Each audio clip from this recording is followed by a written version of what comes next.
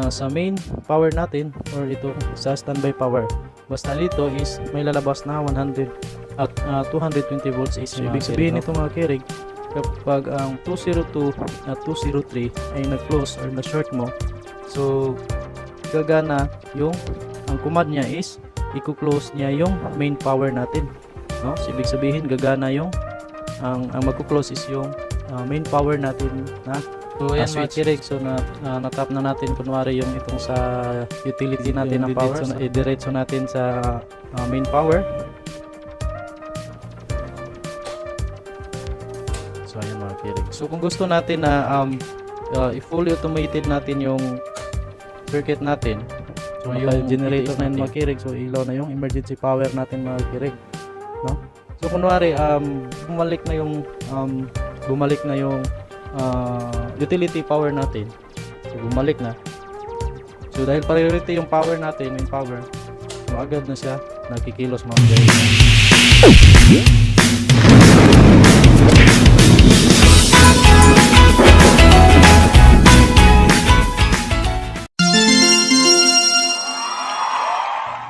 Hey, what's up mga kirig? Welcome to my channel mga kirig. So for today's video mga kirig is share ko lang mga kirig itong ETS na ito mga kirig, no? So ito yung i-share ko. Try ko i-explain kung paano pagganahin or paano mag-wiring ng ganitong ETS mga kirig, no? So tara. So mga kirig, ito yung ETS natin yung mga kirig, no? So ito yung visual na ano niya, itsura.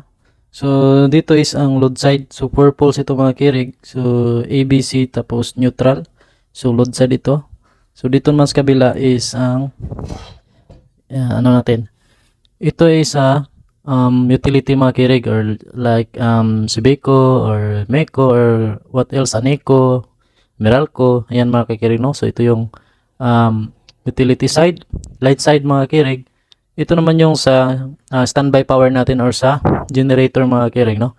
So ito may nakatatak na generator. So ito yung mga terminals natin sa line side for generators mga kirig. So ito yung brand niya, no? So hindi po ito sponsored. So tinrail, ito lang yung order namin. So dito sa this is the mechanical side mga kirig. Ito yung switchgear.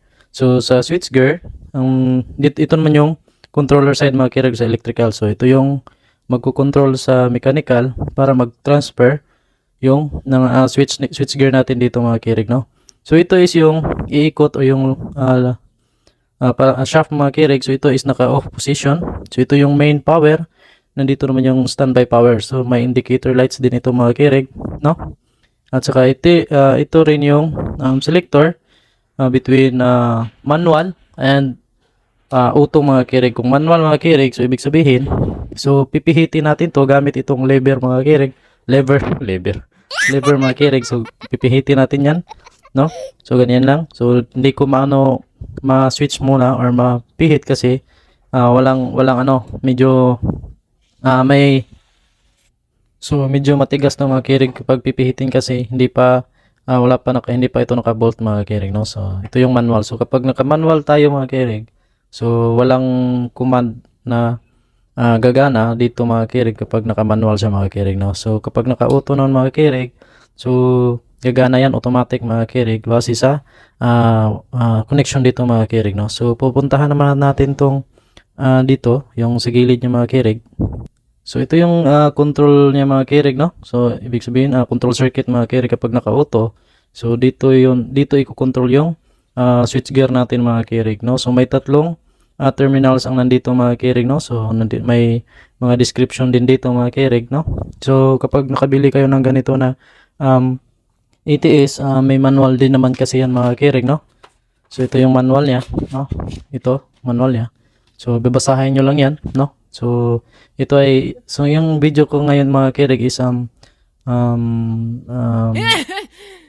gabay lang din, no, sa inyo para makita nyo rin kung paano to gagana mga kirig. So dito sa first na terminal natin, so may nakalagay na working power input, no? So may 102, 103, 104, 105, no? At saka 106. So andito yung indication din dito mga kirig or tagging or marking.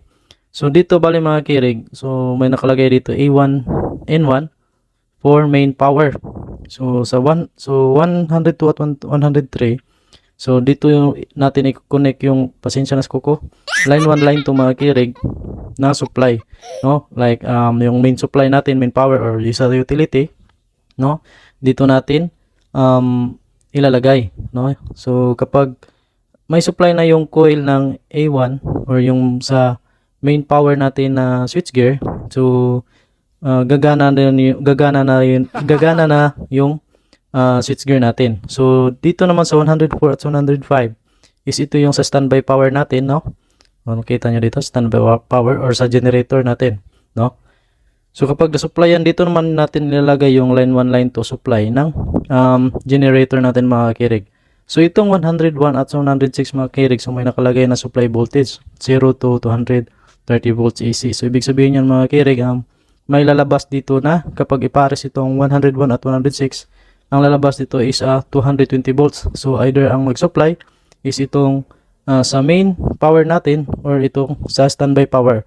Basta dito is may lalabas na 100 at 220 volts AC mga kirig, no? So next mga kirig sa dito sa pangalawa, itong tinatawag na nila, may nakalagay nito na control or control signal input, no? Signal input sa mga kirig. So andito rin yung diagram ng mga kirig.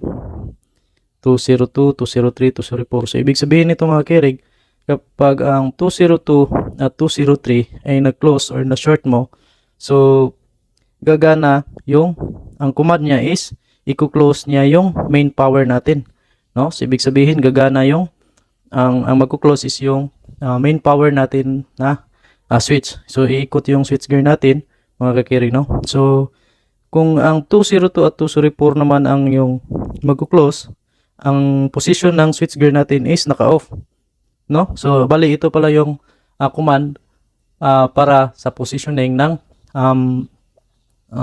switchgear natin, no? So 202, 203, 203 is main power na position, no? Close.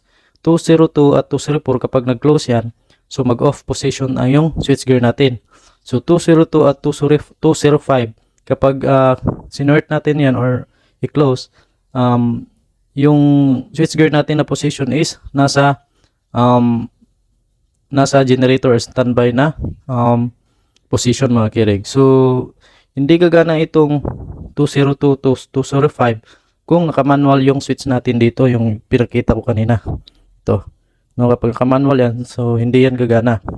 So kung gusto nyo, so para ma-fully automated yung ATS natin, i-short natin itong 201 at 206. So gaya ng nilagay dito na diagram, no? So kailangan natin i-jumperan, i-short natin yan para ma-fully automated na yung ATS natin, no? So priority yung sa utility or sa main power natin. So pwede pa rin gamitin itong 202 at itong 200 to hanggang 205 mga kirig, no? So depende sa design niyo.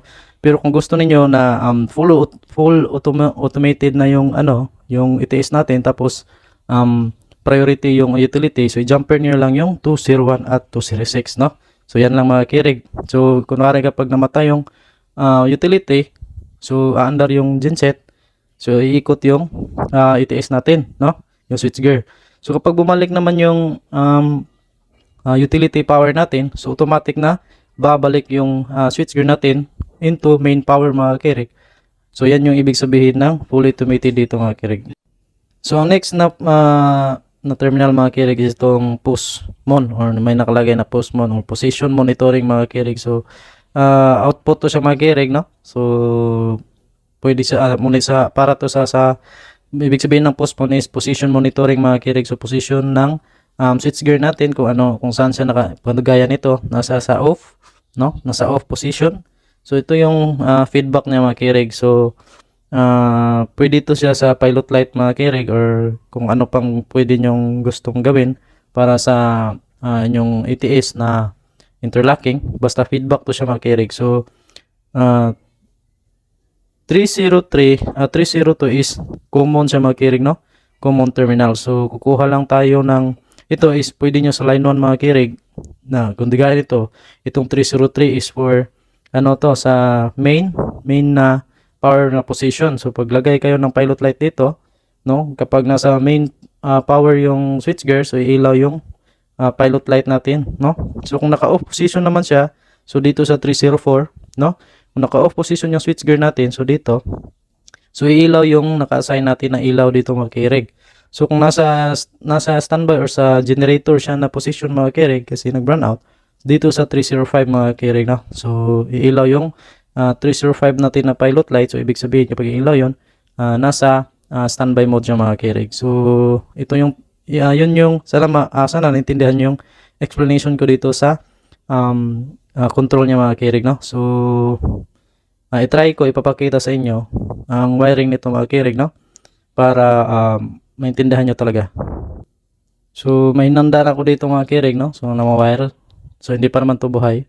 So ito palagay natin is utility. Ito naman yung sa generator natin. So itatap ko na lang to dito mga kirig. So ito, no, itatap natin yan. So ayan mga kirig, so natap na natin kunwari yung itong sa utility natin ng power. So next natin na itap is itong sa genset natin mga kirig. Kunwari lang to mga kirig ha. Tayo galing to sa genset. So ilalagay natin sa 104 at sa 105 na terminal. So ayan mga kirig, natap na natin pati yung sa genset na kunwari na assuming na supply. So ayan mga kirig. So next natin gagawin mga kirig itong sa hindi muna natin i-jumper yung 201 at 206. So ang gagawin ko muna is itong 202, 203, 204 at 205 mga kirig, no. So yan yung gagawin ko muna na wiringan. So may hinanda ako ditong tatlong SPST switch mga kirig. For demo lang to mga kirig, pero sa actual huwag nyo itong gagayahin. For demo lang to, yung switch na SPST natin. So tapos wiringan ko rin din yung ito, yung 303 itong position monitoring natin sa pilot light. So dito na yung pilot light natin, no, naka-prepare na rin yung wire. So tatap ko rin yan mga kirig, no. So ito na mga kirig, na-connect ko na yung sa mga terminal natin. So dito sa control natin mga kirig, yung sa 202, 203, 204 at 205 is ito yung sa mga switch natin. So hindi pa natin ginamper yung 201 at 206 para sa fully para sa full automation mga kirig, no. So mangyayari ngayon is ang command galing pa dito sa mga switch mga kirig, no, either sa ito yung sa main i-off at saka sa standby or sa generator. So yan yung nakalagay dito mga kirig, no. So switch lang yung ang pag-connect nito is mga kirig is contacts lang talaga, switch, no. Switch lang sila siya na short niya yung 202 at 203, short niya yung 202, 204, short niya yung 202, 205. So basta common is yung 202. So dito naman sa position monitoring mga kirig, yung sa pilot light, no. So dito is yung green is 303 mga kirig, no. Yan 303. So itong yellow is sa off position 304. At ito yung sa pilot light 305, no. So yung explain ko kanina, in-explain. So 302 is yung silbi magiging line 1 nila, no, kasi ito yung switch. Nandito kasi sa loob yung switch mga kirig, no, nandito yung switch. So ito yung line 1 niya. So kumuha dito sa 101 kasi ang 101 at saka 106 dito sa ilalim, itong yellow, yung dilaw is line 1, line 2 yan mga kirig, may supply yan. So yung line 1 pumasok dito kasi nandito yung switch, no. So tapos yung line 2 ng mga pilot light, ito yung may jumper na yellow, so nandun sa 106, no. So silbi yung switch ng mga pilot light natin is nandito, kaya iilaw yan kung ano ang magiging position nito, no. So try natin. So ang position natin dito is off. So hindi rin ito gagana yung control circuit mga kirig kapag naka off position yung switch natin dito. So kailangan natin naka-on yan. So kunwari may ang utility power natin, so pagka-on natin sa utility power, so by the way mga kirig, wala pa tong kuryente dito makikirig sa power mga kirig, no, kasi control circuit lang talaga dito, para ring motor control mga kirig, no, or yung magnetic contactor. Kapag yung ang supply lang is control circuit, so walang power na lalabas dito sa power circuit natin. So practice nyo lang din na kahit walang power, isipin nyo na may power to para safety tayo palagi mga kirig, no? So yan yung palagi yung ilalagay natin sa isipan, no?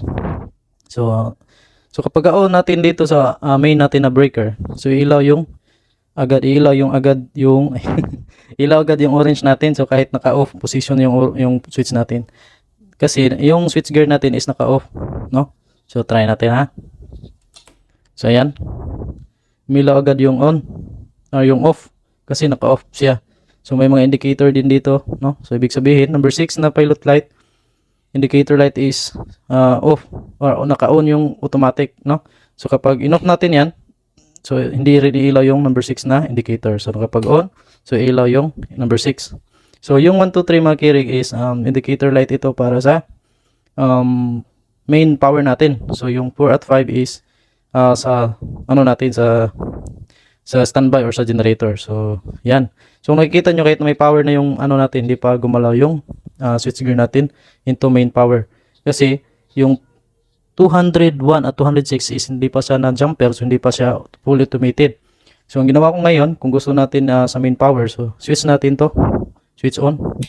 So kikilos yung, so ayan, switch gear. So tapos iilaw yung green natin. So ibig sabihin, no, ang position ng switch gear natin is nasa main power mga kirig, no? So kunwari i-off natin yung switch gear natin. So ito naman yung sa para off natin. So i-on natin to. So kikilos yan para mag-off. So ayan mga kirig, no, umilaw din yun. So kahit walang power yung generator natin mga kirig, so kung pipindutin natin tong para sa generator, no, nasa standby power, gagalaw pa rin yan mga kirig at iilaw yun. So ayan, yan mga kirig, no, gagalaw pa rin yan. So medyo nalito lang yung control natin, no. So ayan, so balik natin kung yung diretso natin sa main power.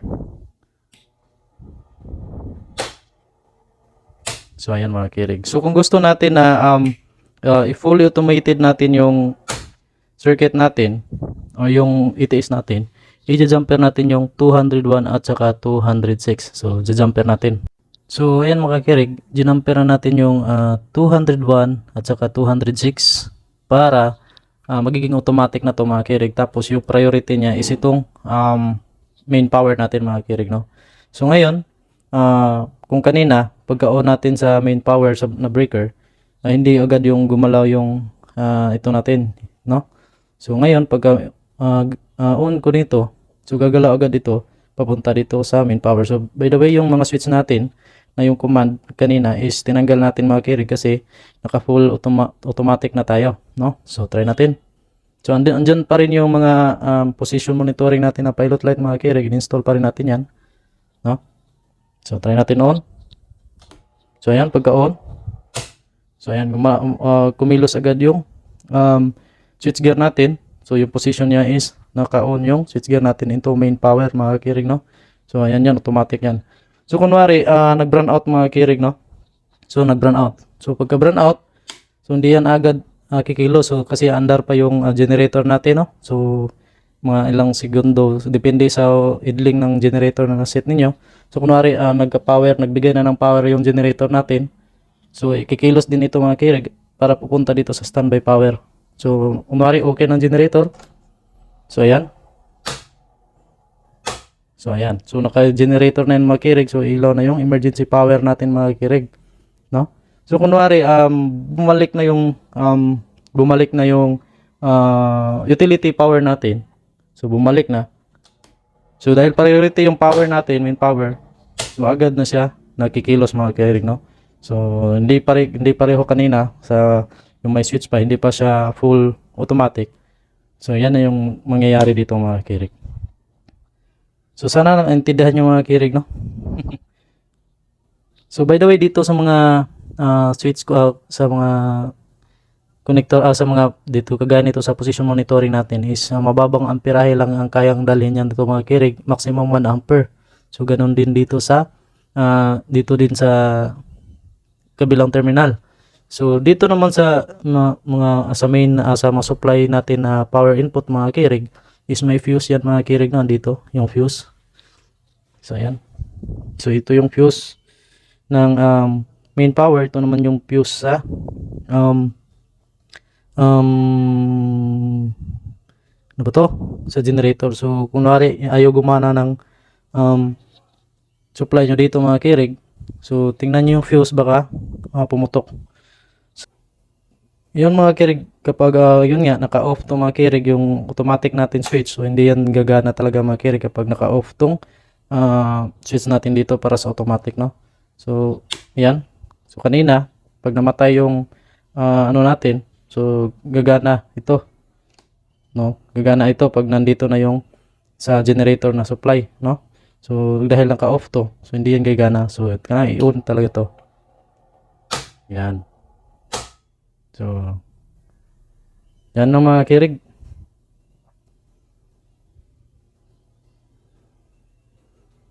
So, babalik yung sa ano.